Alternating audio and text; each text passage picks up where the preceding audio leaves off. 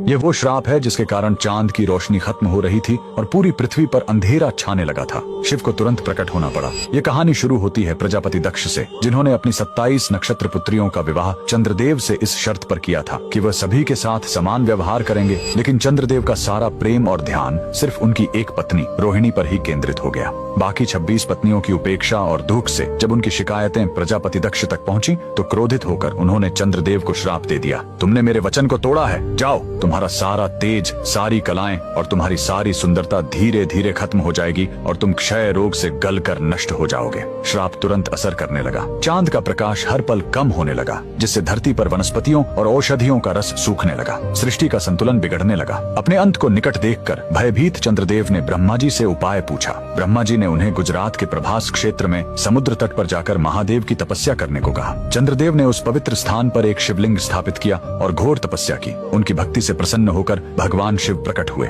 उन्होंने कहा, मैं दक्ष के श्राप को पूरी तरह खत्म तो नहीं कर सकता, लेकिन उसका प्रभाव कम कर सकता हूँ। शिव ने वरदान दिया, तुम कृष्ण पक्ष में 15 दिन क्षीण होगे, लेकिन शुक्ल पक्ष में 15 दिन फिर से पूर्ण हो जाओगे। उन्होंने चंद्र को अपने मस्तक पर धारण कर लिया और चंद्रशेखर कहलाए। और जिस ज्योतिर्लिंग की चंद्र ने पूजा की थी वो सोमनाथ, सोम यानी चंद्र के नाथ के नाम से प्रसिद्ध हुआ। और यही सोमनाथ मंदिर भारत का पहला ज्योतिर्लिंग आज भी गुजरात के वेरावल में उसी समुद्र तट पर शान से खड़ा है जहाँ चंद्रदेव ने श्राप से मुक्ति पाई थी। लेकिन रुकिए, इस मंदिर का एक और रहस्य है। यहाँ मौजूद बाण स्तंभ यह बताता है कि यहाँ से लेकर दक्षिणी ध्रुव तक समुद्र के रास्ते में कोई जमीन नहीं है। भगवान शिव के भक्त कमेंट में हर हर महादेव जरूर लिखें।